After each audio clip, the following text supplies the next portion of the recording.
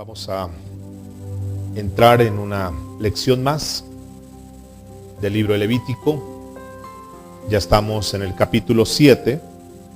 Hoy vamos a hablar sobre el tema que he titulado La ley de la ofrenda por la culpa.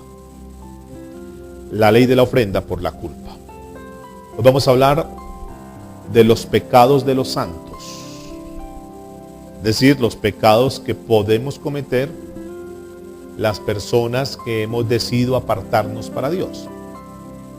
Quiere decir esto, mis amados, que a pesar que nosotros hayamos decidido, que Dios nos haya llamado, que nos haya justificado, que nos esté llevando en el proceso de la santificación y que a un futuro podamos ser glorificados, no estamos exentos de fallar.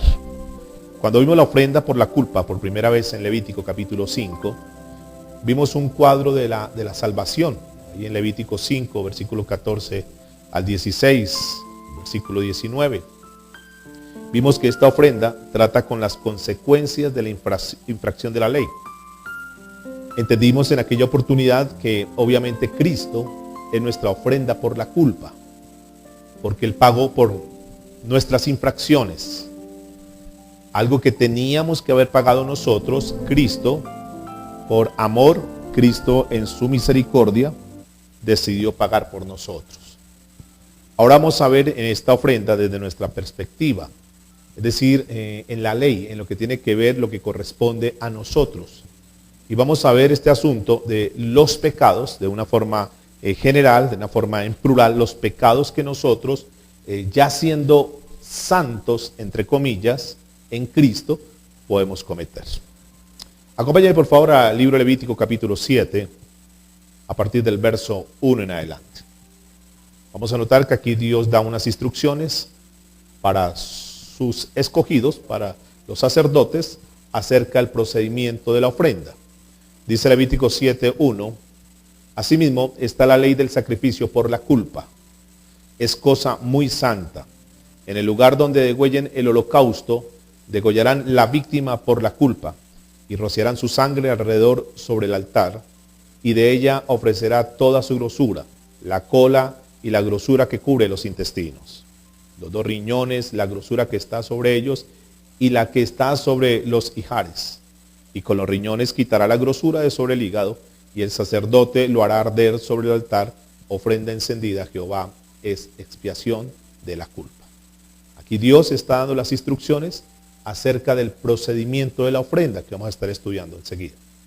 Luego dice en el versículo 6, todo varón de entre los sacerdotes la comerá. Será comida en lugar santo, es cosa santa. Como el sacrificio por el pecado, así es el sacrificio por la culpa. Una misma ley tendrán. Será el sacerdote que hiciere la expiación con ella. Luego le dice a los sacerdotes cuál es su parte, es decir, lo que pueden comer. Y más adelante en el verso 8 dice, y el sacerdote que ofreciere holocausto de alguno, la piel del holocausto que ofreciere será para él. Asimismo toda la ofrenda que se cociere en horno y todo lo que fuere preparado en sartén o en cazuela, será el sacerdote que la ofreciere. Y toda ofrenda amasada con aceite o seca será de todos los hijos de Aarón, tanto de uno como del otro. Como si estuviera Dios aprovechando la oportunidad, Dios explica lo que le pertenece a los sacerdotes en varias de estas ofrendas. Vamos a mirar entonces por qué razón era necesario presentar esta ofrenda. Vayamos por favor para recordar un poco el libro de Levítico capítulo 5. A partir del verso 14 vamos a mirar cuándo se tenía que ofrecer la ofrenda por la culpa. Hay dos, digamos, casos generales que daban como resultado, como respuesta de traer la ofrenda. Es decir, habían dos razones por las cuales era necesario traer la ofrenda. Una de ellas, dice el versículo 14 de Levítico 5. Habló más Jehová a Moisés diciendo, cuando alguna persona cometiere falta y pecare por hierro en las cosas santas de Jehová,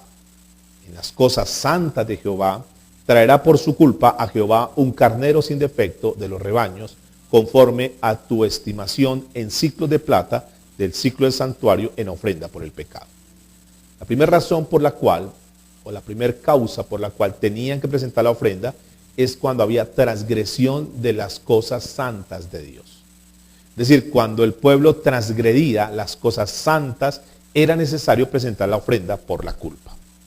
Pero más adelante en Levítico capítulo 6, a partir del verso 1, dice la Biblia, vamos a mirar la segunda razón por la cual era necesario presentar la ofrenda por la culpa.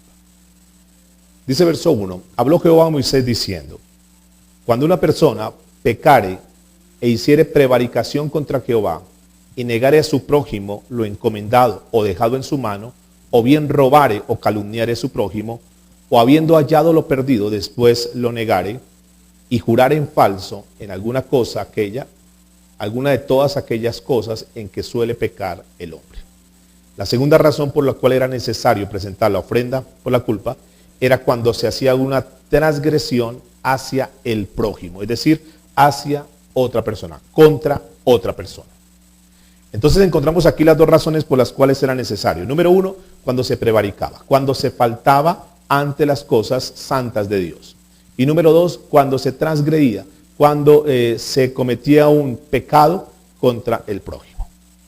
El libro de Malaquías es el último libro del Antiguo Testamento antes de comenzar los evangelios y la venida de Cristo Jesús.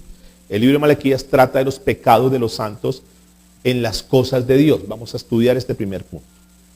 ¿En qué momento, cuándo, no solamente ellos, sino que también nosotros en este tiempo, en un momento determinado, podemos transgredir las cosas de Dios? De una forma directa o una forma indirecta, de una forma voluntaria o de una forma involuntaria. Malaquías tiene un contexto interesante y bien importante para analizar. En este último libro habla de la dispensación, es el último libro de la dispensación de Moisés. Dispensación es el tiempo de Moisés justo antes de la venida de Cristo Jesús. Malaquías entonces podemos ver muchos de los problemas que en esa época o en ese tiempo, en esa dispensación existían del pueblo de Dios.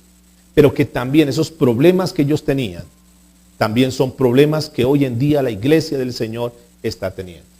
Así como fueron problemas que existieron en los finales de la última dispensación, en el tiempo de Moisés, también son los mismos problemas que están presentando en esta última dispensación, en el último tiempo, la dispensación de la iglesia. Es un paralelo, es una sombra, es un cuadro de lo que estaba sucediendo allá, ahora también está sucediendo. Vamos por favor a Malaquías, capítulo 1, porque es que el primer punto que quiero mirar aquí es que muchas personas, digamos entre comillas, santos, menosprecian a Dios. ¿Cómo es esto? ¿Cómo es que nosotros podemos menospreciar a Dios? Vamos a mirar Malaquías capítulo 1, versículo 6, antes del libro de Mateo. Dice la Biblia, el hijo honra al padre y el siervo a su señor. Si pues sois yo padre, ¿dónde está mi honra? Es decir, si ustedes dicen que yo soy su padre, ¿dónde está mi honra? Dice el Señor. Y si yo soy Señor, ¿dónde está mi temor? Dice Jehová de los ejércitos, a vosotros, oh sacerdotes, que menospreciáis mi nombre. Y decís, ¿en qué hemos menospreciado tu nombre? Es decir, ¿pero cuándo, Señor? Si nosotros te estamos sirviendo, si nosotros vamos a la iglesia, si nosotros buscamos de ti, entonces ellos preguntaban, ¿en qué hemos menospreciado tu nombre? Versículo 7. En que ofrecéis sobre mi altar pan inmundo. Y dijisteis, ¿en qué te hemos deshonrado? En que pensáis que la mesa de Jehová es despreciable. Versículo 8. Y cuando ofrecisteis el animal ciego para el sacrificio, ¿no es malo? Así cuando ofreciste el cojo o el enfermo, ¿no es malo? Presentalo pues a tu príncipe. ¿Acaso se agradará de ti o le serás acepto? Dice Jehová de los ejércitos. Entonces aquí habla unas cosas que son bien importantes, que podamos analizar por lo menos tres cosas importantes. Lo primero que yo veo aquí, en el versículo 7, es el menosprecio. ¿Qué era el menosprecio? ¿Qué es el menosprecio para Dios que le decía a ellos? Y mucha gente dice, no, es que ese Antiguo Testamento no tiene nada que ver con nosotros, pero tiene mucho que ver con nosotros en este tiempo. Porque también, así como ellos menospreciaban a Dios, también hoy nosotros lo estamos menospreciando. Y tenemos que revisar bien eso. ¿Cómo se menosprecia a Dios? ¿Qué les decía a ellos? Dice, porque ofrecían pan inmundo. ¿Ofrecían pan qué? Inmundo. ¿Cómo nosotros en este tiempo podemos ofrecer pan inmundo? ¿A qué hace referencia ese pan inmundo? ¿Qué será lo que Dios nos quiere decir en esta noche como iglesia, como pueblo de Él? Para que revisemos, no hay sea que nosotros sin querer, repito, de una forma voluntaria o involuntaria, estemos presentando pan inmundo. ¿Cuál será el pan inmundo? ¿Qué es pan? ¿Qué representa el pan? ¿Qué representa el pan hablando espiritualmente? Jesucristo dijo no solamente de pan vivirá el hombre, sino de toda palabra que sale de la boca de Dios. ¿Cuál será ese pan que Dios habla espiritualmente? ¿A qué se hace referencia? ¿Cuál será el pan? ¿Cómo nos llenamos nosotros hoy en día? ¿Cómo nos alimentamos de Cristo? Tomando como contexto el mensaje de la semana anterior, que el Señor decía, aliméntense de mí, comamos de Cristo. ¿Qué será eso de comer de Cristo? ¿A qué hace referencia? ¿Cómo nos alimentamos de Cristo? ¿Cómo nos llenamos de Dios? Y la manera como nosotros, como pueblo de Dios, nos alimentamos es a través de la palabra de Dios. Ahora, si la palabra de Dios es el pan, ¿cómo nosotros? Porque si la Biblia es el pan, es el alimento diario, es el que nos da el sustento espiritual diario, ¿cómo es que nosotros podemos ofrecer un pan inmundo? ¿Cómo es que hoy en día, en este tiempo, se está ofreciendo un pan inmundo? ¿Cómo será? Cuando nosotros tomamos la palabra de Dios, cuando la gente toma la palabra de Dios y la tergiversa, y la cambia, y comienza a hablar cosas que la Escritura no está diciendo, y comienzan a manipular para que la palabra diga lo que ellos quieren que diga. Cuando se tergiversa la palabra, cuando se manipula la palabra de Dios como tal, cuando una persona se para al frente a hablarle, manipulando la palabra de Dios, tergiversando la palabra de Dios, está ofreciendo pan inmundo. Cuando tú tomas la palabra, porque esto lo puede hacer un líder, un pastor, pero también tú puedes tomar la palabra, y tú puedes tomar la palabra y comienzas a manipular la palabra y comienzas a mostrar o a querer entender cosas que no dice la palabra de Dios. Y cuando tú haces eso, no, es que la palabra, pues puede decir eso la palabra, pero yo entiendo esto en la palabra, y comienzas a manipular la palabra, a tergiversar la palabra, estás ofreciendo pan inmundo. Cuando Dios te habla a través de la palabra y tú dices, bueno, sí, la palabra dice eso, pero yo creo tal cosa, yo creo lo otro. Ahí, ¿qué estás haciendo? Ahí estás ofreciendo a Dios pan inmundo. Es decir, su palabra no me interesa tanto, me interesa más poderla manejar, poderla llevar, poderla acomodar a mi necesidad.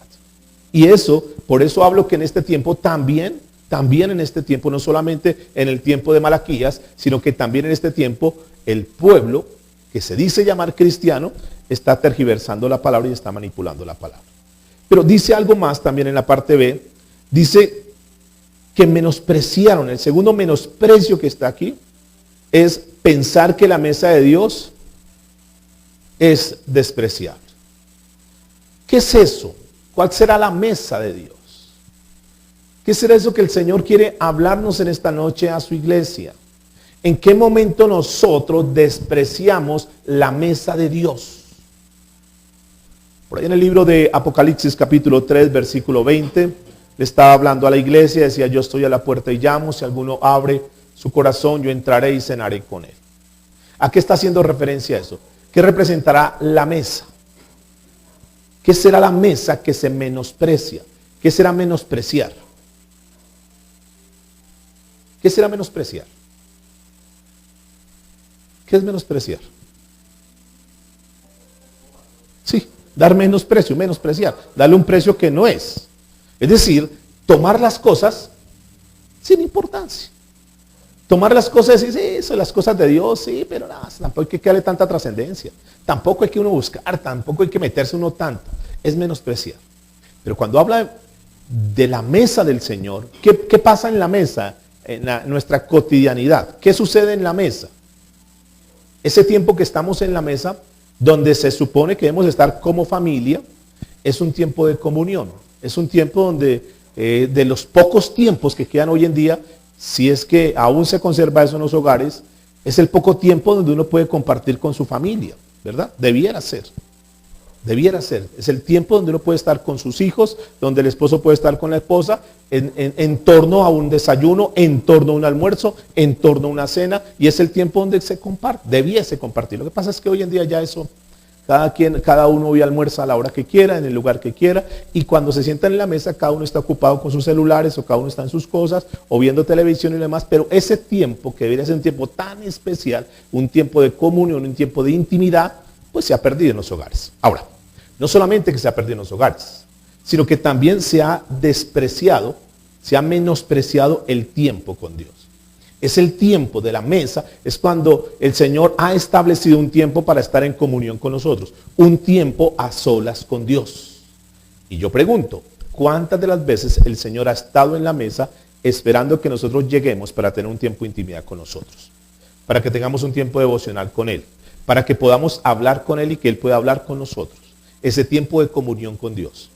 Cuando nosotros como pueblo de Dios, que nos decimos ser pueblo de Dios, no tenemos en cuenta, es decir, no nos interesa hacer devocional. Si hago devocional bien, si estoy con Dios bien, si leo la Biblia hoy bien, si oro bien, si no, pues no. Eso, cuando nosotros tenemos eso por poco, estamos menospreciando la mesa del Señor. Porque lo que Dios quisiese es que nosotros a diario pudiéramos sentarnos a la mesa, pudiéramos sentarnos con Él y pudiéramos hablar con Él a diario.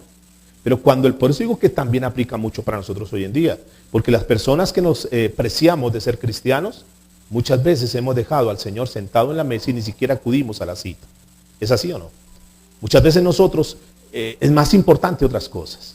Es más importante nuestros quehaceres, es más importante nuestro trabajo, es más importante nuestros oficios, es más importante muchas cosas, y eso se llama menospreciar la mesa del Señor. ¿Será que la hemos menospreciado o no? ¿Será que aplica para nosotros hoy en día? ¿Será que el pueblo de Dios es de este tiempo, de esta dispensación, también al igual que el tiempo de esa época, menospreciaron la mesa de Dios también nosotros? No solamente que hemos ofrecido pan inmundo, es decir, que no le damos importancia y podemos manipular y podemos escuchar a cualquier persona y somos muy dados para eso porque nos da comezón de oír y queremos escuchar y escuchar y escuchar sin filtrar, sin pasar por el Espíritu Santo que nos guíe, sino que sencillamente lo que hacemos es llenarnos de palabra por un lado y otro y terminamos de pronto hasta confundidos y tergiversamos la palabra de Dios. Pero también es el segundo punto que yo veo aquí, es el menosprecio a la mesa del Señor. Pero el tercero que encuentro es otro menosprecio. Cuando nosotros le ofrecemos, escúchame bien esto, le ofrecemos menos de lo mejor para Dios. Si ustedes notan, el Señor Jesucristo cuando vino a esta tierra, dio lo mejor para nosotros. ¿Están de acuerdo conmigo o no? Dio lo mejor, absolutamente lo mejor. Dio su mejor esfuerzo por nosotros.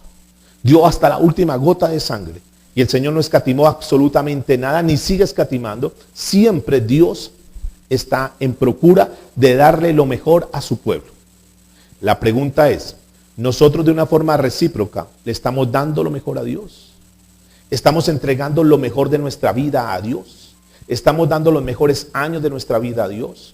Estamos dando el mejor talento para Dios. Estamos dando lo mejor de nuestras capacidades para Dios. ¿O será que nosotros, al igual que los puntos anteriores, le estamos dando las migajas a Dios? Lo que sobra, démoselo a Dios. El tiempo, ahí saquemos un ratico y vamos de afán, porque cuando estamos en las cosas de Dios nos da mucho afán. Pero podemos estar dedicados nuestro tiempo a muchas cosas que no son productivas para nuestra vida, pero podemos dedicarle muchas horas. Pero el tiempo de Dios nos da pereza, nos da sueño, nos da cansancio. Sacamos las miles de disculpas y pretextos para buscar el tiempo de Dios. Dice la Biblia en el libro de Malaquías, capítulo 1, verso 13. Habéis dicho, Malaquías 1:13.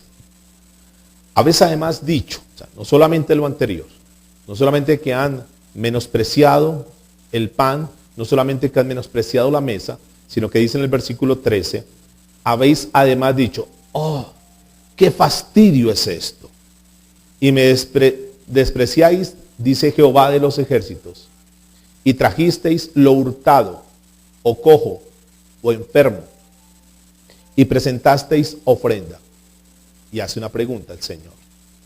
¿Aceptaré yo esto hueso de vuestras manos, dice Jehová. Noten lo siguiente. Número 1. Qué fastidio es ofrecerle a Dios lo mejor. Para muchas personas es un fastidio ofrecerle a Dios lo mejor de su tiempo. Las primicias, que si ustedes recuerdan en antaño, los abuelos escogían lo mejor para el Señor. Las primicias para el Señor. Los mejores frutos que daba su sembrado, su cosecha, su cultivo, lo separaban y se lo traían para Dios. Lo mejor para Dios, lo primero para Dios, lo más importante para Dios. El resto se podía manejar, pero para Dios era lo más importante. La pregunta hoy, en esta noche, es: ¿tú le das lo mejor a Dios en tu tiempo, en tus talentos, en tus tesoros? ¿Le estás dando lo mejor a Dios? ¿O sencillamente has tomado a Dios simplemente para que sea aquel que le solucione tus problemas, que te apague los incendios y lo demás, pero has menospreciado? Porque muchos santos, entre comillas, le ofrecen a Dios lo que sobra. Le ofrecen a Dios de lo que ya no sirve. Muchas personas dicen: no, ya cuando ya sea un viejito, voy a entregarme verdaderamente a Dios. Ya cuando ya no haya oportunidad de nada y ya que no tenga nada más que hacer, ahí sí me consagro a Dios. Pero la pregunta es: ¿por qué no damos lo mejor en este tiempo para Dios? Todas estas cosas que hemos visto son una manifestación del desprecio a Dios. Y saben una cosa, que ante los ojos de Dios es una infracción, que ante los ojos de Dios es errar en el blanco. Y cuando nosotros erramos en el blanco, ¿qué sucede? O sea, Dios dice: hay que darle el mejor. El primer lugar es Dios. Dentro de los mandamientos de la ley de Dios está eso. Dios debe ser el primer lugar en nuestras vidas. Lo mejor tiene que ser para Dios. Pero cuando nosotros fallamos en esto, ¿qué sucede? ¿Qué creen que cómo nos ve Dios? ¿Será que Dios nos ve con agrado cuando Dios ve la actitud de muchos cuando vienen a buscar de Dios? Cuando nos levantamos por la mañana y decimos: tenemos que orar, qué fastidio tener otra vez que madrugar a orar. ¿Será que Dios se agrada con esa actitud? ¿Será que eso es lo que Dios está esperando de sus hijos, por los cuales pagó un precio tan alto en la cruz del Calvario y derramó hasta la última gota? ¿Será que esa es la actitud que nosotros debemos tener ante las cosas de Dios? Y esto sin tener en cuenta que muchos hoy en día están pensando, en lugar de comprometerse más con Dios, en lugar de meterse más con Dios, en lugar de buscar la profundidad de Dios, hoy ¿qué están haciendo? Hoy están buscando más bien cómo se escapan, cómo evaden las cosas de Dios, cómo se alejan de las verdades de la palabra de Dios. Porque para muchas personas es muy incómodo y es harto, es tedioso escuchar un mensaje, una predicación donde le muestren sus cosas, donde le muestren la verdad, donde los incomoden. Y prefieren salir a buscar mensajes que les toquen su corazón, que les toquen su emoción, que los hagan sentir bien, que les consientan su pecado y que no los incomoden. Y ese es el tiempo que estamos viviendo. La gente no está buscando de Dios, mis amados. No estamos en un tiempo donde la gente tiene hambre y sed de las cosas de Dios. En los tiempos finales, que dice la Biblia, no se encuentra ese tipo de personas. Pero sí se encuentran personas que salen a buscar cosas agradables a sus oídos. Por eso la Biblia dice en Malaquías capítulo 2, versículo 8 y 9. Mas vosotros os habéis apartado del camino. Habéis hecho tropezar a muchos en la ley. Habéis corrompido el pacto de Leví, dice Jehová de los ejércitos. Por tanto, también yo os he hecho viles y bajos ante todo el pueblo. Así como vosotros no habéis guardado mis caminos y en la ley hacéis acepción de personas. Hoy en día, escúchenme bien esto, a la gente no le importa mucho la sana doctrina. No le importa. No le importa la ortodoxia, que es la sana doctrina. La gente prefiere historias en los púlpitos. La gente está buscando buena música. La gente está buscando en dónde los entretienen. Y no les importa estar en esos lugares. Porque ellos en sus conciencias piensan que están cumpliendo con el deber.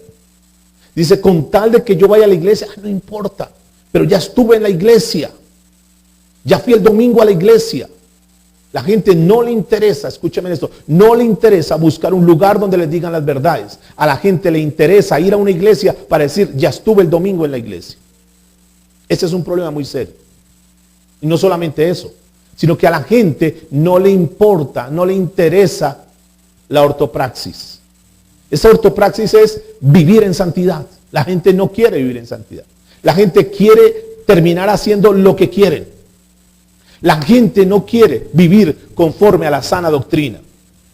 La gente se incomoda. La gente busca evadirse, busca salirse. Cuando se les hablan los mensajes de que tiene que vivir en santidad, que tiene que abandonar el pecado, que como hijos de Dios no podemos seguir practicando ningún tipo de pecado, porque de hecho si lo practicamos no somos hijos de Dios. A la gente le incomoda eso, porque la gente quiere hoy estar como en el tiempo de los jueces. ¿Recuerda cómo en el tiempo de los jueces? Que cada quien hacía lo que se le daba. Cada quien hacía lo que quería. Y la gente quiere vivir en esa libertad. La gente quiere vivir en esa comodidad de poder disfrutar, de poder gozar y que nadie le diga nada. Estamos en un tiempo donde la juventud quiere estar en ese estado. Ya no se quieren sujetar a los padres, ya no se quieren sujetar a las autoridades, están en una rebeldía completa, están en un anarquismo completo, donde quieren hacer lo que ellos quieran, no quieren ser controlados. Y ese es un problema muy serio. Por eso estamos en tiempos de decadencia, espiritualmente hablando, tiempos de apostasía, tiempos de alejamiento de la palabra de Dios. Dice Malaquías capítulo 3, versículo 13, uno más de los pecados que podemos cometer los santos. Cuando decimos, pero ¿de qué me sirve? Yo no sé cuántos de los que están acá han dicho en algún momento en su vida, pero ¿de qué me sirve buscar de Dios? ¿Pero de qué me sirve consagrarme a Dios? ¿Pero de qué me sirve ir a la iglesia? ¿Cuál es el beneficio que yo he tenido de buscar de Dios? ¿Cuál ha sido mi beneficio de asistir a la iglesia? ¿Cuánto tiempo llevo buscando de Dios? Y mire mi vida cómo está. ¿Verdaderamente habrá valido la pena? Y mire lo que dice la Biblia, Malaquías 3:13. Vuestras palabras contra mí han sido violentas, dice Jehová. Y dijiste, ¿qué hemos hablado contra ti? Y dice el Señor, habéis dicho, por demás es servir a Dios. ¿Qué aprovecha que guardemos su ley y que andemos afligidos en presencia de Jehová de los ejércitos? Aquí todos de los que estamos de una manera u otra hemos pecado en este punto. Porque muchas veces hemos dicho, ¿de qué nos sirve? ¿Cuál es el beneficio? ¿Será que valió la pena o ha valido la pena todos los años y todo el tiempo y toda la vida que hemos invertido de aprender de las cosas de Dios? ¿De qué nos sirve servirle a Dios? Y mire cómo está nuestra familia. ¿De qué nos ha servido el sacrificio de pertenecer a una iglesia y de tratar de buscar a Dios? Y mire cómo estamos. Y como hablamos el día domingo, a veces nos volvemos como Asaf. Decimos, pero mire estos que son unos impíos, mire estos que son unos pecadores, ni siquiera tienen ningún estorbo y cada día son más enriquecidos. Y mire nosotros que queremos agradarle a Dios, ¿cómo estamos? Pero recuerde la reflexión de Asaf. Dice, por poco resbalo, por poco me dejo llevar por esas cosas que mis ojos ven, hasta que comprendí el final de ellos. Hasta que entrando en el santuario de Dios, entendí el final de ellos. Y entonces se calmó su corazón. Pero muchas veces nosotros hemos dicho eso. Muchas veces hemos dicho, ya me cansé de predicarle, de hablarle a mi familia. De nada sirve hablarle a ellos. Eso es menospreciar. Eso es decir lo que dice aquí. Por demás, ¿de qué me sirve? ¿De qué me ha servido hablarle a mis hijos? Si mire cómo están. ¿De qué me ha servido hablarle a mi esposo o a mi esposa, a mi familia? Si lo único que han hecho es burlarse, entonces ya no les vuelvo a hablar a ellos para que no se burlen de mí. Y este es un problema que está.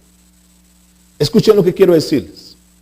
Nunca, nunca el trabajo en las cosas de Dios será en vano. Nunca. Las veces que nosotros dediquemos nuestras horas, nuestros tiempos, minutos para compartir la palabra de Dios, nunca será en vano.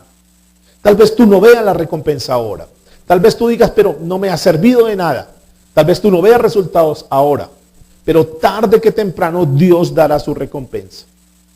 Tarde que temprano, el precio que pagó Cristo, todo el padecimiento de Cristo, que nosotros vivimos y entendemos eso y compartimos eso, tarde que temprano recibiremos la recompensa. Ahora, no tenemos por qué afanarnos si el mundo no nos recompensa. Recuerde, nosotros estamos en este mundo, pero no somos de este mundo.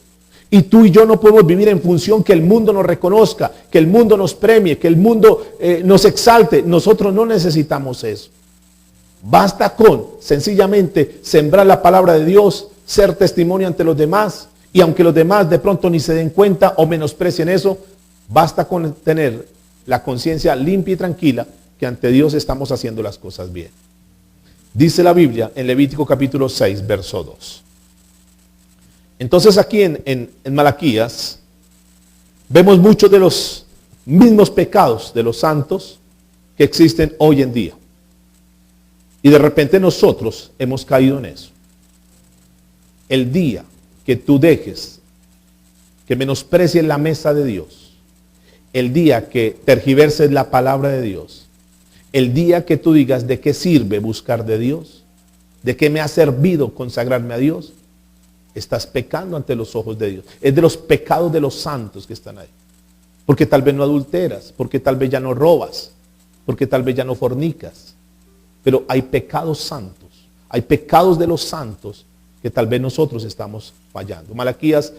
Levítico capítulo 6, verso 2. Cuando una persona pecare e hiciere prevaricación contra Jehová y negare a su prójimo lo encomendado o dejado en su mano, o bien robare o calumniare a su prójimo. Vamos a mirar aquí en la segunda parte. La primera parte vimos los pecados que podemos cometer ante Dios, que demandan, que ameritan presentar la ofrenda por la culpa. La ley por la culpa que vamos a estar mirando. Aquí en la segunda parte son los pecados contra quién. Porque habrá gente que dice, no, yo estoy bien con Dios. Y desde que yo esté bien con Dios, el resto no me interesa. ¿Alguien ha dicho así? ¿Alguien ha pensado eso? De que uno esté bien con Dios, pero ¿cómo está nuestra vida de una forma horizontal?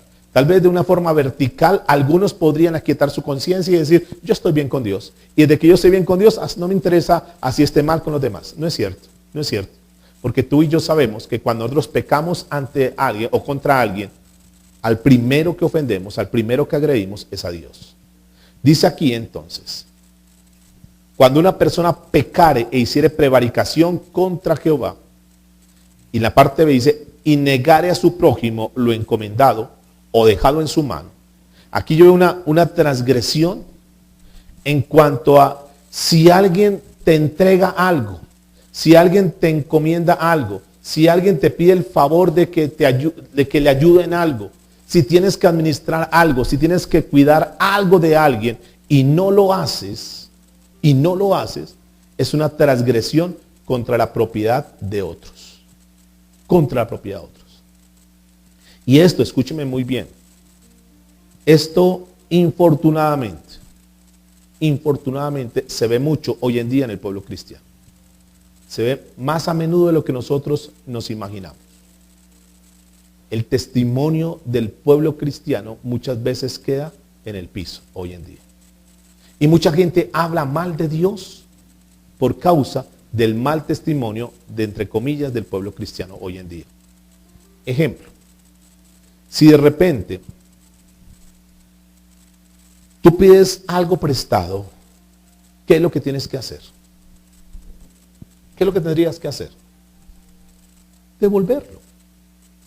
Pregunta, echa una revisadita en los libros que tienes en tu biblioteca y mira cuántos de esos libros te prestaron y no lo has devuelto. Yo sé, y tengo muy presente los libros que he prestado, y tengo muy presente los libros que aún no me han devuelto. Revisen en su biblioteca si de repente hay un libro que yo les presté y no lo han devuelto. ¿Cuántas veces la gente nos presta algo y no lo devolvemos? Ahora escuchen eso.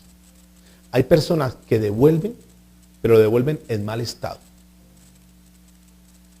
Hace algún tiempo yo presté un libro y me lo volvieron. Se molestó esta hermana y me lo volvió.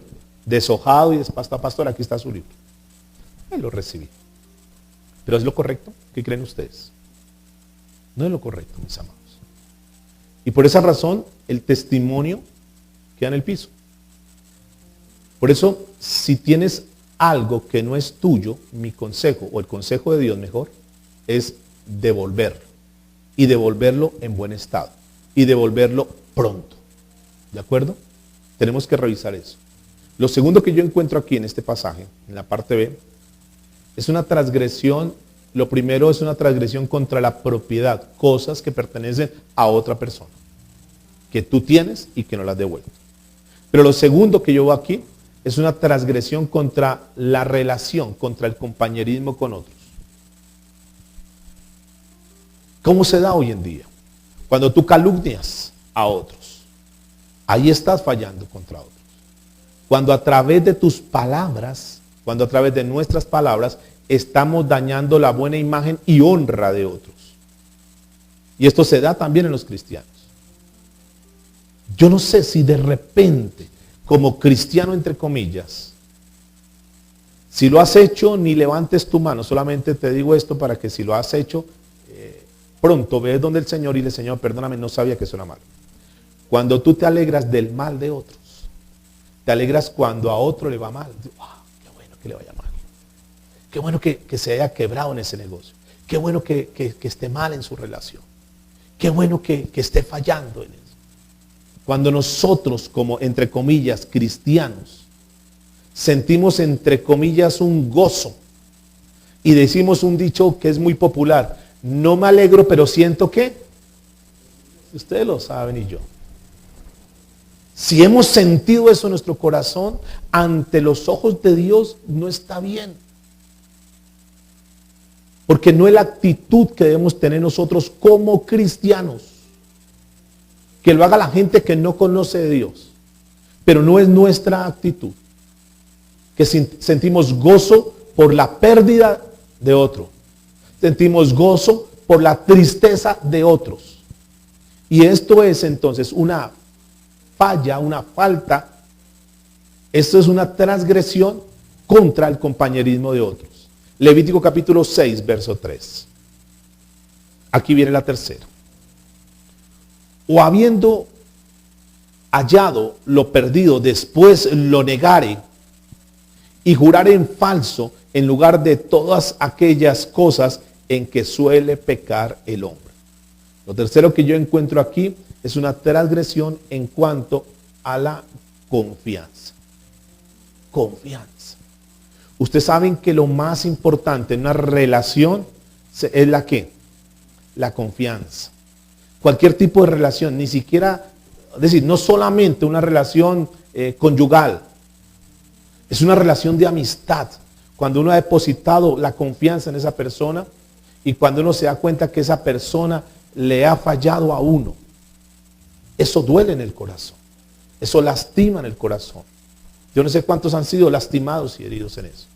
Ahora, lo más duro es que esa confianza, volver a recuperar la confianza es muy difícil. Es muy difícil. ¿Se puede hacer? Sí, pero demanda un trabajo. Es muy difícil. Porque hay palabras que nosotros decimos con odio. Y escúcheme esto, las palabras que se dicen con odio son las más difíciles de perdonar. Y la persona dice, sí, pero es que queda marcado en el corazón de la persona.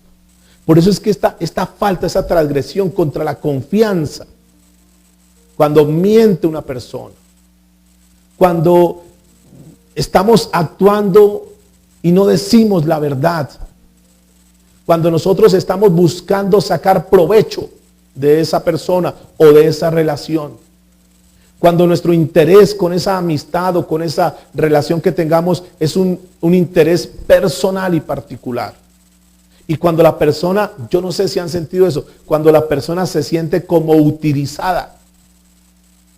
Cuando los hombres han tenido, entre comillas, una esposa y han disfrutado de ella durante toda su juventud, y la esposa ha dado lo mejor para ellos, han dado los mejores años, y de repente este hombre de la noche a la mañana decide abandonarse porque consiguió una mujer más joven. El dolor que queda en el corazón de la mujer, aunque aparentemente se vea bien, pero por dentro hay una herida, por dentro hay algo, hay un por qué pasó eso. Si yo di lo mejor de mí hacia esa persona, ¿por qué me tenía que haber pagado de esa manera? Y eso es un pecado, no solamente, y no vas a decir, ay, perdóname, no.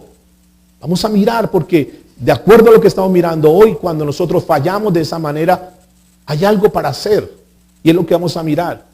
Porque cuando uno ve una actitud de ese tipo de personas, uno puede entender en principio que la actitud de esa persona es netamente de egoísmo. Porque la persona lo único que quiere es satisfacerse. Lo único que la persona quiere es beneficiarse de una manera personal. Lo único que la persona siempre ha pensado es en sí mismo. Nunca ha pensado en los demás, sino que siempre ha pensado en sí mismo. Y eso es pecado. Eso es egolatría. Eso es egocentrismo. Pensar solamente en mi bienestar y el resto que miren a ver qué pasa. Cuando el hombre toma una decisión y un día dice, me voy de la casa, y se olvidó de su responsabilidad, de su esposa que tenía un pacto con ella, de sus hijos que tenía un compromiso con ellos, y de la noche a mañana se va, es un pecado primero ante Dios. Y no basta con decir, porque ustedes lo saben, no basta con decir, no se preocupe que yo le doy una cuota alimenticia. Eso no es importante. Eso no es lo más importante, aunque habrán algunas mujeres que es lo que más les interesa, el dinero del marido, y están con él por el dinero, no como persona. Pero realmente no es lo más importante. Estas son cosas que ocasionan una ofrenda ante Dios. Y esto ocasiona que hay que hacer algo. Y vamos a mirar el segundo punto. ¿Qué hacemos como santos cuando pecamos? Ahora, escúchame, que no solamente son transgresiones contra Dios, sino que también es con los semejantes. Y ustedes saben que si bien es cierto, en muchas de estas cosas, como hablamos el día domingo, si tú dejas de, vamos a tocar solamente el punto, si tú dejas de hacer tu devocional, no creas que por eso pierdes tu salvación. Pero hay algo que pierdes. Dijimos el día domingo, hay 3 cosas que se pierden. ¿Qué es lo primero que se pierde? No estamos hablando de la salvación porque es un tema que ya lo estamos terminando de tratar, y ya creo que ha quedado muy claro el concepto. Pero cuando un cristiano peca, hay 3 cosas que suceden. Hay 3 cosas que pierden. Solamente a manera de repaso. Número 1, ¿qué es lo primero que pierde un cristiano cuando peca? ¿Qué es lo primero que pierde? La comunión con Dios. Vamos a poner el ejemplo de que no haces tu devocional. ¿Qué estás perdiendo? Número 1, la comunión con Dios. Número 2, ¿qué es lo segundo que un cristiano pierde cuando peca? Ahora, cualquier pecado. Llámese mentira, llámese robo, llámese cualquier cosa. Número 1, pierde la comunión con Dios. Y al perder la comunión, obvio, pierde la relación con Dios. Y hay una tercera consecuencia, o una tercera causa, una tercer resultado de pecar ante Dios. ¿Qué es cuál? Las consecuencias de ese pecado. Lo dijimos el día domingo. Dios nos perdona todos los pecados. Pero las consecuencias de nuestro pecado no nos las, ni siquiera Dios nos saca de eso. Tenemos que asumir eso. ¿De acuerdo? ¿Somos conscientes de eso? ¿Somos conscientes? Que hemos sido llamados a libertad, pero no para pecar y hacer una cantidad de cosas. Y si decides pecar, que no es lo correcto, ni es lo que tenemos que hacer, debes atenerte a las consecuencias. Levítico capítulo 6, versículos 4 y 5. ¿Qué hacemos cuando como santos pecamos? Entonces, habiendo pecado y ofendido, restituirá aquello que robó, o el daño de la calumnia, o el depósito que se le encomendó, o lo perdido que halló. 5. Y todo aquello sobre que hubiere jurado falsamente, lo restituirá por entero a aquel a quien pertenece, y añadirá a ello la 5ª parte en el día de su expiación. ¿Qué tenemos que hacer, mis amados, si nosotros somos conscientes que hemos fallado contra el prójimo? ¿Qué será, número uno, lo que tendríamos que hacer? ¿Qué creen ustedes?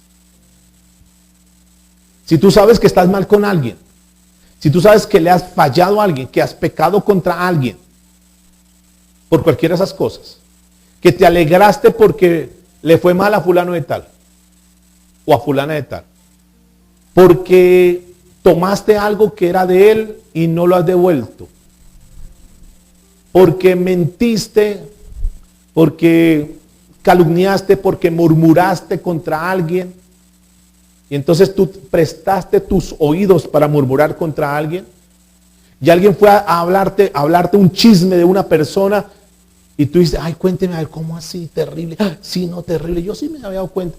En lugar de tú decir, un momentico, a mí no me venga a hablar nada de nadie.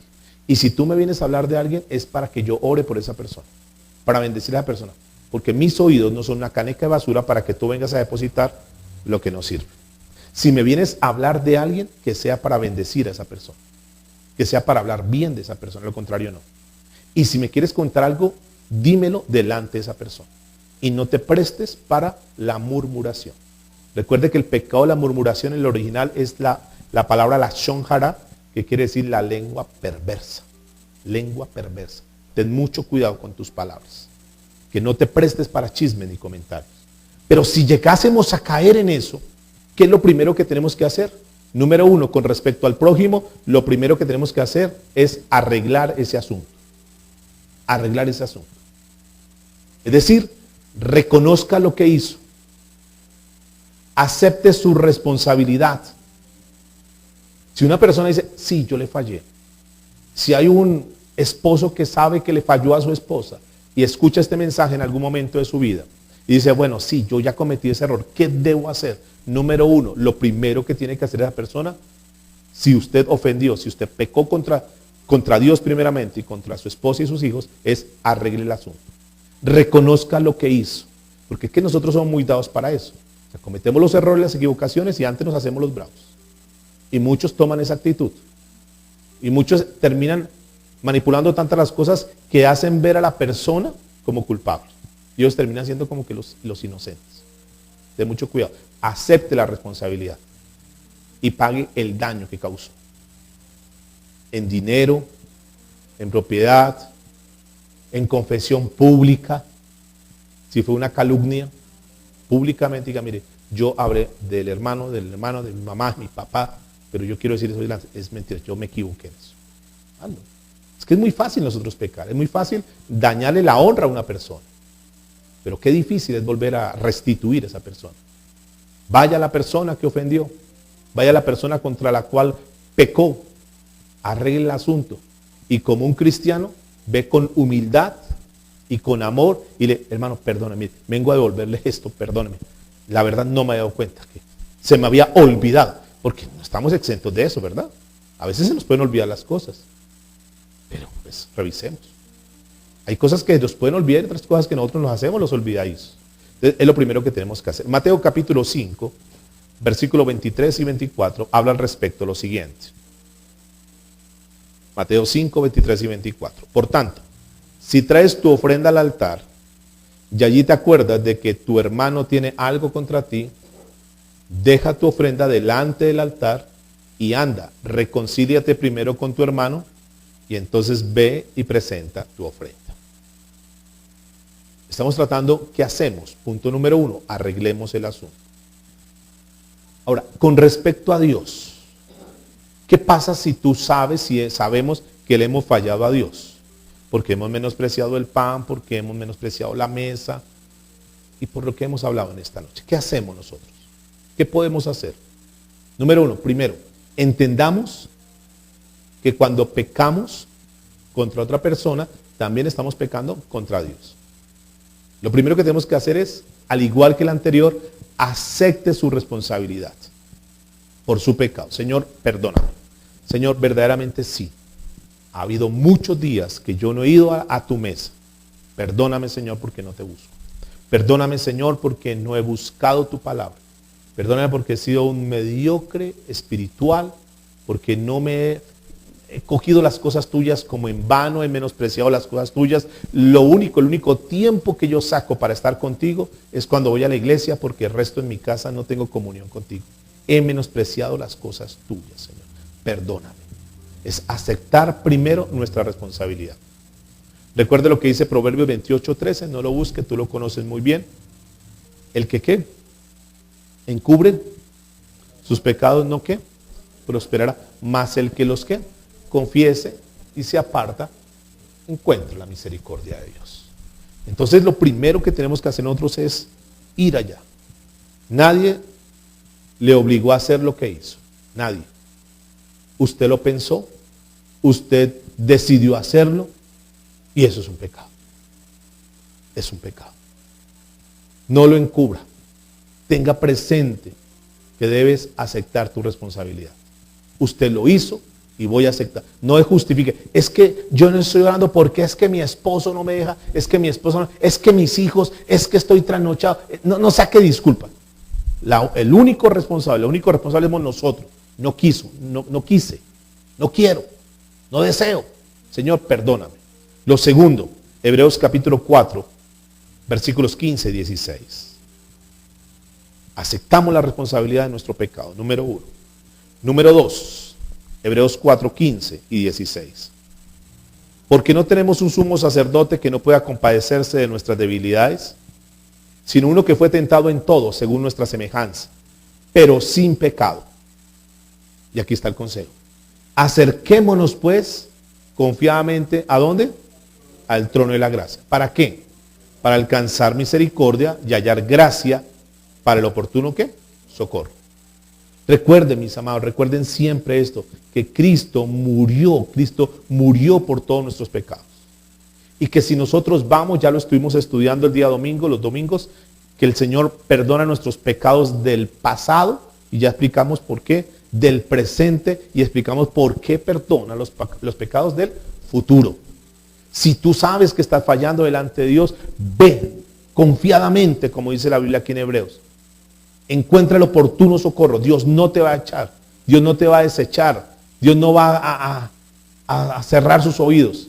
Tienes que estar ahí. No deje que los pecados lo alejen de Dios.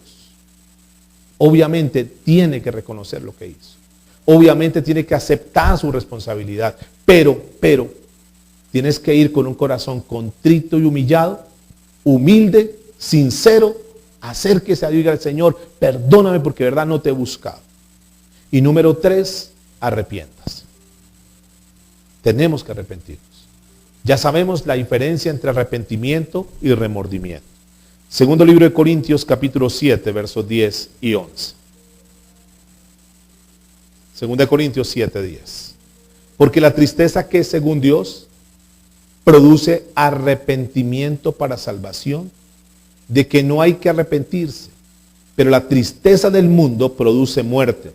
Porque he aquí esto mismo de que hayáis sido contristados según Dios, qué solicitud produjo en vosotros, qué defensa, qué indignidad, qué temor, qué ardiente afecto, qué celo y qué convicción. En todo os habéis mostrado limpios en el asunto. Es importante, mis amados, que seamos muy cuidadosos y que seamos muy diligentes en tomar decisiones para no volverlo a hacer. Que seamos muy sinceros delante de Dios. Que le digamos, Señor, perdónanos porque sí fallamos en esto. Pero que tomemos una resolución y que le digamos, Señor, yo no quiero volver a hacer esto. No quiero volver a hablar mal de nadie, Señor. No quiero volver a tomar nada que no sea mío, Señor. No quiero calumniar a nadie, no quiero murmurar, pero que sea una decisión firme y seria que demuestre de verdad que tú quieres arreglar ese asunto con Dios. Señor, hoy entiendo que es pecado, hoy entiendo que he fallado, Señor. Pensé que no era tan grave, pero me estoy dando cuenta que delante de ti he fallado. A partir de ahora quiero tomar una decisión seria en mi vida porque no te quiero fallar más. Y no solamente eso, sino que cambiemos, mis amados. Que si eres la persona que te prestabas para ese tipo de comentarios o cosas, ya no más. Y cuando la gente llegue allá, no quiero que me cuentes nada. Que si tú eres una persona que no buscabas de Dios, que comiences a buscar de Dios, que se note un cambio. Que no seas una persona que solamente diga, sí, me siento mal, porque, ay Señor, perdóname porque no estoy buscando de ti, Dios. Y lo dices hoy, pero mañana otra vez te da pereza. No, que tomes una decisión, voy a buscarlo. Concluimos con lo que comenzamos en Levítico 7, versos 1 y 5. Aquí nos muestra la descripción, y rápidamente la leemos, para de aquí concluir entonces, por qué es importante nosotros hacer esto. Dice, asimismo está la ley del sacrificio por la culpa. Es cosa muy santa. En el lugar donde degüelle el holocausto, degollará a la víctima por la culpa y rociará su sangre alrededor sobre el altar, y de ella ofrecerá toda su grosura, la cola y la grosura que cubre los intestinos, los 2 riñones y la grosura que está sobre ellos y la que está sobre los ijares, y con los riñones quitará la grosura de sobre el hígado. Y 5 dice, el sacerdote lo hará arder sobre el altar, ofrecerá encendida a Jehová. Es expiación de la culpa. ¿Qué pasa cuando nosotros, mis amados, nos arreglamos con los demás? Cuando nosotros arreglamos los problemas de pecado, primero con Dios, y cuando arreglamos los problemas de pecado con los demás. ¿Cómo se siente? ¿Lo hemos experimentado en alguna oportunidad? ¿Sí o no? Seguramente muchas veces. Cuando tú sabes que estás mal con Dios, que le has fallado en determinadas circunstancias, y tú reconoces que es un pecado delante de Dios, y vas delante de Dios, y le pides perdón a Dios, ¿cómo te sientes? ¿Te sientes bien o mal? Cuando tú estás mal con alguien, estás enojado con alguien, hay una diferencia con alguien, y tú decides, voy a hablar con él, y tal vez tú fallaste, y dices, perdóname, sí, tal vez estaba molesto, tal vez no dije las palabras adecuadas. Cuando nosotros de pronto con nuestros hijos decimos palabras que no son las más correctas, el tono, o tal vez no los hemos tratado bien a nuestros hijos, y un día sentamos a nuestro hijo, a nuestra hija, y le decimos, hijo, perdóname, he sido injusto contigo, tal vez te he tratado mal, tal vez he sentido que como soy tu papá, tengo derecho a decirte esto y esto y esto, y tal vez me he excedido con las palabras, tal vez he sido muy injusto contigo, hijo, perdóname. ¿Cómo te sientes? ¿Mal o bien? Bien, tranquilos.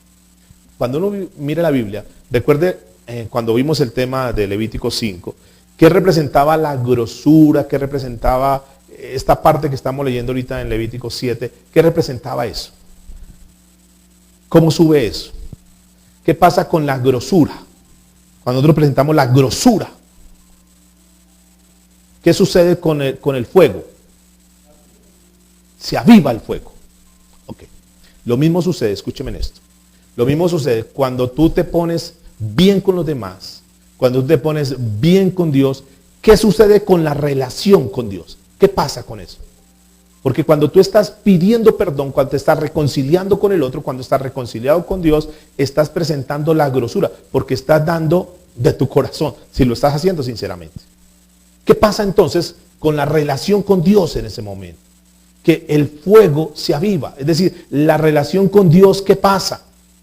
Cuando tú estás haciendo, porque es que uno puede pedirle perdón a una persona como por pedirle, por formalismo, si me toca, por obedecerle a Dios. Y uno puede decirle, sí, ¿sabe qué? Perdóneme. Y dice, ya, Señor, te hice caso ya. Eso es una cosa. Y otra cosa es ir de corazón y decirle, ¿sabes qué? Perdón, te fallé, perdóname. No porque le toca, sino porque realmente nace, o sea, viene de adentro ese deseo de estar bien. No quiero seguir mal contigo. No quiero seguir enojado contigo, enojada contigo. Yo quiero verdaderamente tener una relación. Perdóname si dije eso o actué de esa manera. ¿Eso qué estás haciendo? Estás dando de ti, sale del corazón. Y es que es importante eso. Porque cuando los judíos hablan del corazón, hablan de toda esta grosura, ¿a qué hace referencia cuando hablan del corazón y eso? ¿Qué es el corazón? Representa el centro de nuestro ser. Es decir, cuando tú tomas una decisión, una cosa es decir, ay, sí, Señor, ¿sabe qué? Después de escuchar el mensaje me sentí tan mal porque de verdad yo no estoy llorando, Señor, perdóname. Esa es una cosa. Otra cosa es cuando tú de corazón dices, Señor, perdóname, de verdad, Señor, perdóname, y a partir de ahora voy a buscarte con todo mi corazón. Y tú lo haces en serio, tú lo haces de una forma sincera. ¿Ahí qué estás haciendo? Estás dando lo mejor, estás dando el centro de tu ser, lo mejor. Es lo que equivale a las entrañas y todo lo que está aquí. Por eso es que es tan importante que esta ley de la culpa salga del corazón. No salga por un formalismo, es que como el pastor lo dijo y como me hizo sentir mal, entonces yo lo hago. No, tiene que nacer del corazón. Porque cuando Dios habla de esos pecados, y si lo hablan esta noche y las personas que escuchen el mensaje posteriormente sabrán que delante de Dios han fallado de una u otra manera. Pero cuando entienden eso y toman la decisión de reconciliarse, no solamente porque alguien puede decir, en esto estoy fallando, otros pueden decir, en muchos pecados.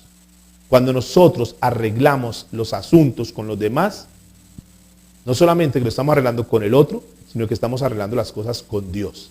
Y cuando nosotros estamos arreglando las cosas con Dios, ¿qué sucede? ¿Qué sucede? Que hay una relación con Dios más bonita. Como que ese peso, como que esa carga, como que ese nudo en la garganta que yo tenía que no me daba tranquilidad, ya ha sido quitada. Y entonces nuestra relación con Dios va a ser mucho mejor. Hebreos capítulo, o mejor, Hechos de los Apóstoles, capítulo 24, termino con esto. Hechos 24, 16.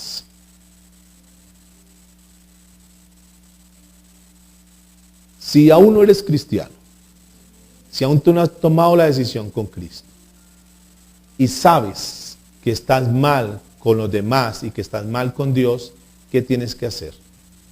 Pedirle perdón a Dios, te tienes que arrepentir de tus pecados y poner la fe en Cristo Jesús. Pero si eres una persona que has nacido de nuevo, pero que has pecado, que estás mal con Dios, ¿qué tienes que hacer eso? ¿Qué tienes que hacer frente a esto que está hablando Dios? Tienes que arreglar para vivir bien con Dios y que tengas una vida tranquila delante de Dios. Hechos 24, 16 dice, y por esto procuro tener siempre una conciencia sin qué, sin ofensa ante Dios y ante los hombres. Qué bonito pasaje. Que nosotros procuremos siempre, siempre tener una conciencia sin ofensa ante Dios y ante los demás.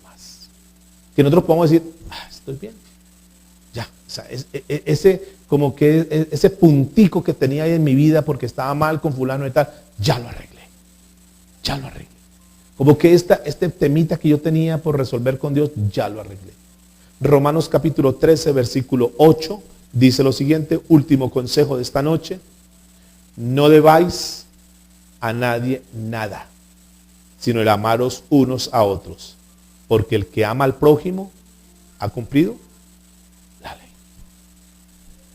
Por eso el Señor Jesucristo resumió los 10 mandamientos diciéndoles, mandamiento número 1, ama a Dios por encima de todas las cosas y ama a tu prójimo como a ti mismo, y con eso es cumplido la ley y los mandamientos.